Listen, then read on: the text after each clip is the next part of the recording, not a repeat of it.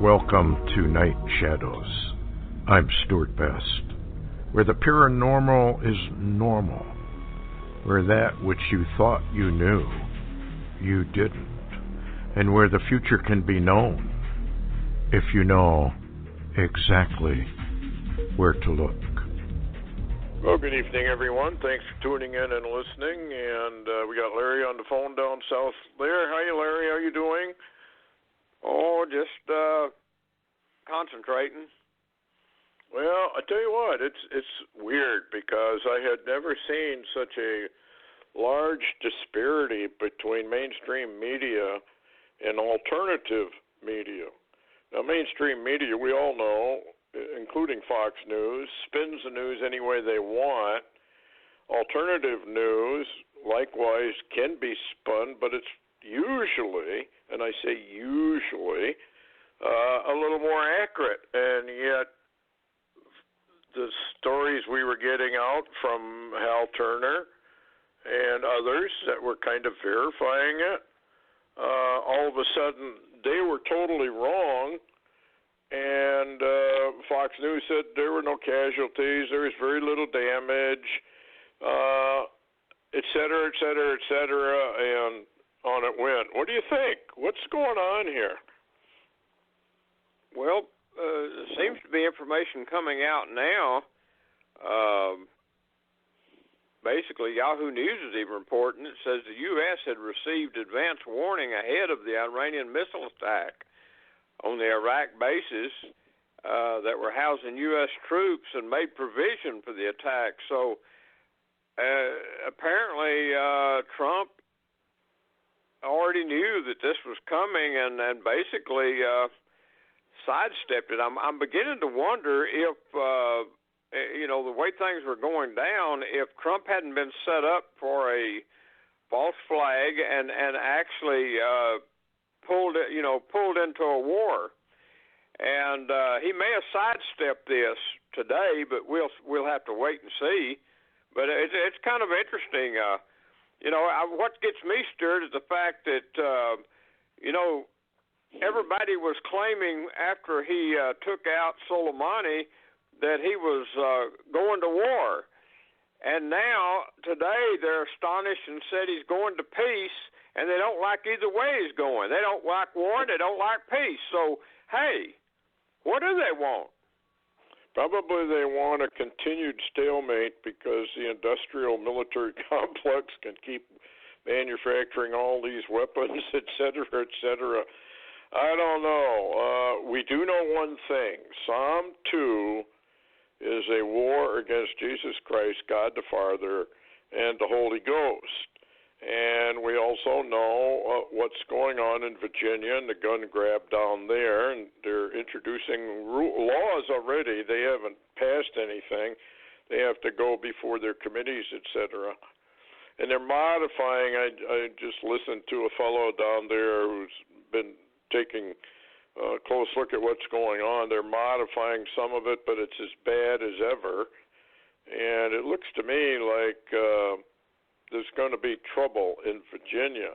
The reason I bring Virginia into the mix and the United Nations into the mix is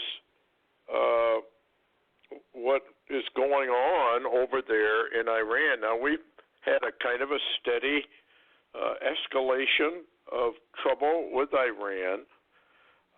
It just seemed odd to me, like Iran only launched, they claim, 30 missiles, or whatever you want to call them, cruise missiles. I guess nobody knows exactly what they did launch. Why would you do that, Larry? Why would you only launch? If you're going to do something, you'd make sure you got at least part of the job done. Iranian TV was claiming 80 deaths of troops and broadcasting all that, and we claimed nothing and very little damage. However, where did Hal Turner get those pictures of the base? Looked like it had been hit pretty bad. It just makes you wonder, what in the world is going on here? Is this a wag the dog? What is this? Well, let me put it this way. I put up a blog today. You know, I got a couple of emails from people that was aggravated because we didn't go to war. We had warned them we might be going to war, and we didn't. And they said, here we go again. You guys do this a lot. And anyway, today I posted we was going to have a show this evening, and right under that I immediately didn't post any news. I put up a YouTube movie of Epic. And I figured if the people that wanted to listen to us talk could listen to us talk, and the others could click on YouTube and watch the movie Epic. Yeah, I don't think people understand that if we didn't warn anybody and all of a sudden their neighborhood gets blown to smithereens, we'd be at fault for that too. We did say it wasn't vetted totally. The news seemed reliable. It was being picked up by Israeli newspapers, et cetera, et cetera. So I don't know what people want other than the fact they just like to jump all over people when it doesn't go their way. And, you know, news is the news. We have to bring it out and report it as it's being reported. And it doesn't always turn out. Now, if people really want a war, they're going to regret it. They're going to be crawling out from nuclear ruins, and I would advise people to read Jeremiah 50, 51, Isaiah 47, Revelation 17 and 18. The United States is going to be drawn into a major conflict with Iran, Daniel chapter 8. These things have to take place. The biblical prophecies are going to happen. The question is exactly when are they going to happen, and how is it going to work? Now, Trump has said, I'm going to squeeze Iran even harder. Well, eventually, Iran does have to go to war. In fact, I saw that some more rockets were sailing into the green zone over there in Baghdad again, and they thought maybe that was some of their proxy groups that were doing that. Have you heard any more about that? Not other than what you're reporting. Yeah, a couple of more rockets were fired into the green zone in Baghdad, and they believe it's some of the Iraqi militias that work for Iran. And that would make sense because, you know, Iran, interestingly, also someone downed a Ukraine jet during them firing their missiles. And, you know, I heard one of the generals earlier saying it's very possible Iran shot that jet, that passenger jet, down because they were so scared it was going to be an American plane that was going to strike them. But, you know, this is what we're into right now. And by the way, Israel was totally quiet during this situation, and since then, the IRGC, the Iranians, have come out and threatened to strike Israel, and, of course, Netanyahu then came on and indicated that he wouldn't react like President Trump did. In other words, basically stand down. In other words, if you fire missiles into Israel, we're probably not going to just stand down. So it seems like I don't know, Stewart, it reminds me a lot of a game of chess, and I'm not too sure that Putin wasn't the very one that went just hours before the attack and told Assad to stand down, and possibly is the very one also that clued Trump in on the coming Iranian missile attack. Well, and one of the other reasons why Trump may have stood down on this latest thing is he got warned by Putin, don't get involved, because Putin does have treaties. And China has a great influence in Iran as well. And we're probably not going to know exactly. Now, that airliner, I was told that was a Ukrainian airliner. It was a Boeing 737 aircraft. The latest report I read that the crew was in fine shape. The aircraft had no maintenance problems. It looks to me like it was taken down. Now, what's interesting about that crash, according to what I can find out, again, how do you know for sure? They were investigating gun running. That's predominantly who was on that airplane was a team from Ukraine investigating gun running. So maybe that's why it was taken out. A friend of ours, now I won't name names because I didn't ask him if I could read it, but I want to read this. Soleimani was head of the deep state interests in the Middle East. Deep state, like Clinton's, Obama, Biden's, Schiff, Pelosi, Kerry, Romney, and Rhinos, and Ukrainian arms dealers, that's interesting in view of the airplane, flooding the Middle East with weapons. Iran's Ayatollah Khomeini found that out with Khomeini out of the way after the U.S. attacked Soleimani would take over. Ayatollah Khomeini made a secret deal with Trump to get rid of Soleimani. He sent him there in a peace mission and tipped off the United States. So there is, and remember Hal Turner ran a deal about that, Larry? Well, I do remember some of that trying to come out, and mainstream media quashed it right away. And what is interesting is the Trump administration admitted today that they've been in some backdoor deals trying to work with Iran. So there may be a little bit of a fire to that smoke. Yeah, I think there is. I'm looking for an article that I found on it that verifies what Hal Turner said. Kind of interesting because it verifies totally that Soleimani was set up, and probably Ayatollah set him up because there was a power struggle in Iran. Well, while you're looking for that, I saw something that was really interesting today on Sartre Fall. I won't go into it, but it was a double cartoon, and at the top of it, it showed Soleimani on the phone with Trump, and he says, "What are you going to do?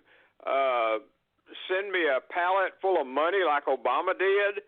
And at the bottom, it had Trump on the phone with Soleimani, and Trump said, "Just show up at the airport."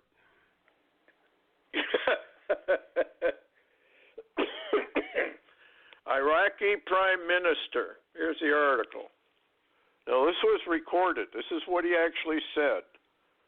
Trump asked me to mediate with Iran and then assassinated my guest.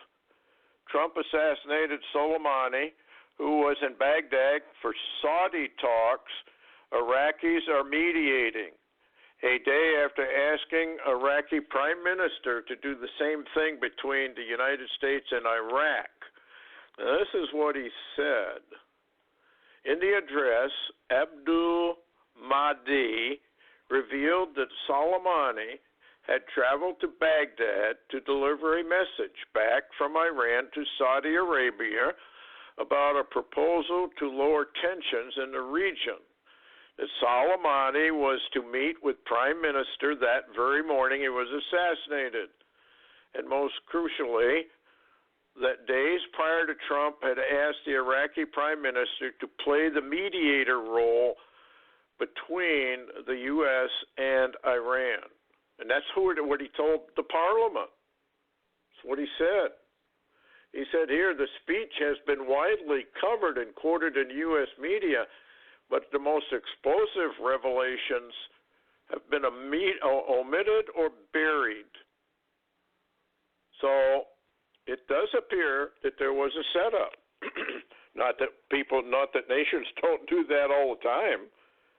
So that's not a new thing either. So what do you think? Well, I find it really, really interesting that mainstream American media since Soleimani's demise, have been mourning him 24/7, day and night. Hate Trump because Trump took him out, but love Soleimani, the terrorist. Matter of fact, I'm seeing a number of military people that are just shocked that America's mainstream media loves the terrorist more so than they love Americans who the terrorists kill. And I'll tell you what, Stewart, isn't it ironic? There's got to be something mentally wrong with the mainstream media that always has seemed to love Che Guevara and Castro and all the terrorism, including Soleimani, who was nothing other than an Iranian terrorist that literally was the go-to guy for the New World Order deep state.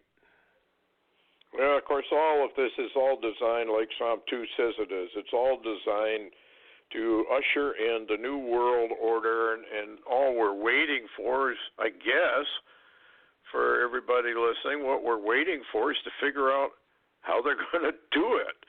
Not a question of if they're going to do it. It's a question of how they're going to do it. And it's just, I don't know. It's just weird how all of this is coming together. Iran will be patient, here's a headline, in planning crushing anti-U.S. response. Now, you could say, well, this is just fear-mongering on the part of Iran. But we do know from prophecy, excuse me, that we're going to have a major confrontation with Iran. Now, maybe they're just sitting in the weeds waiting for a chance to take out Washington, D.C. or take out New York City. A lot of people don't seem to realize, however, when we would blame Iran or we'd blame China, we blame North Korea, we blame Russia. You got to remember something about global deep state and a new world order. There are no boundaries. There are no nations as far as they're concerned. Psalm 2 would indicate the same thing, that the kings and the rulers of the earth all get together against the anointed. The whole thing is to bring in their new world order. So let's say some rockets came over from Russia. It's really not Russia that's doing it. It's deep state that's doing it. So we don't really know what the game plan of deep state is, and they probably don't know what the game plan of the Lord is. And so, we have this constant, well, we're going to do this, and the Lord says, I don't think you are. Et cetera, et cetera, et cetera. But my point here with reading this, Iran will be patient. The response the other day could not be considered patient. So I believe there's much more coming. It's just a question of when they're going to do it, how they're going to do it, and whether it'll be on American soil, which I firmly believe. I think this is all being timed. That something is going on in the background we're not aware of. Virginia and gun control ops are probably part of it, and taking to the streets for riots or whatever could be another part of it. Economic collapse. If you follow some of these rogue economic scholars like John Williams, I mean, they're warning virtually constantly that the global economic situation is dire indeed and can collapse just about any time. So we got that scenario that's a possibility. We got an invasion possibility from south of the border, from the north. As anything like that happens, the UN will be triggered and will be taking over the United States. So it sounds to me like a lot of this is diversionary tactics so that the people don't get alarmed at these UN maneuvers and what's going on. And like you just said, Larry, I mean, why does media tout the communists? Well, it's because they really are communists. And this is a communist insurgency. people forget that the United Nations is a communist operation. It doesn't have anything to do with our form of government. It's the enemy of our form of government. The United Nations is an enemy of Jesus Christ, God the Father, the Holy Ghost. They can't stand that concept. And then we have the Sanhedrin rising up as well in Israel for the fake millennial reign and the fake Messiah, which they have to buy into. So we got a lot of things going on, and I guess one can say, well, you know, when we hear about attacks, we kind of have to bring it out to people. And if people have not prepared, Larry, I think, and they're not being careful, I know it's going to be business as usual. People are not going to stop doing whatever it is they plan on doing. And myself, I wouldn't be going into major cities at all for a little while, because they could strike any time now in any of our major cities with a suitcase nuke, a real nuke. We've got this situation out in Colorado. And where else is that, Larry, going on where their drones are looking for something, and now they're appearing over cities? Good, all these reports coming in. Handful of Fort Collins residents have reported large numbers of drones over the city. And they could just kind of go to a location, they stay there a while, and one of them said, it's interesting, someone's looking for something or at something. What do you suppose they're looking for? Is this part of that broken arrow? Well, we just don't know, because the government claims no knowledge of whose the drones are and where they're from. And I did see a post today from a sheriff in that region that was telling people to be on the lookout for some type of drone command vehicle that's operating these drones. So we don't know. It could certainly be. Stewart, listen, a lot of the terrorist groups, you know, I know we think it's the government, but it might not be, because a lot of terror groups now use drones, and they could be working an area looking for, you know, locations or surveilling locations, or actually they could be doing some preemptive, you know, test trials with those drones. Yep. Here's an interesting little paragraph from the Washington Post. 2020 brings us more to worry about than the U.S. airstrike that killed Iranian General Soleimani in Baghdad early Friday, with North Korean leader Kim Jong-un promising a new strategic weapon and abandoning the moratorium on nuclear and missile tests. Iran dropping its commitment to the 2015 nuclear deal, preparing to ramp up its nuclear program now within days, and continuing tensions between nuclear weapons holders India and Pakistan. 2020 could be an unusually dangerous year. So I thought that was kind of an interesting comment. And go ahead. I was just going to say, to go along with that, and we can get into it more Friday, but Barry Rothman has found a Torah code that is really concerning. He entitled it, Iran Threatens White House and Pentagon is at Risk.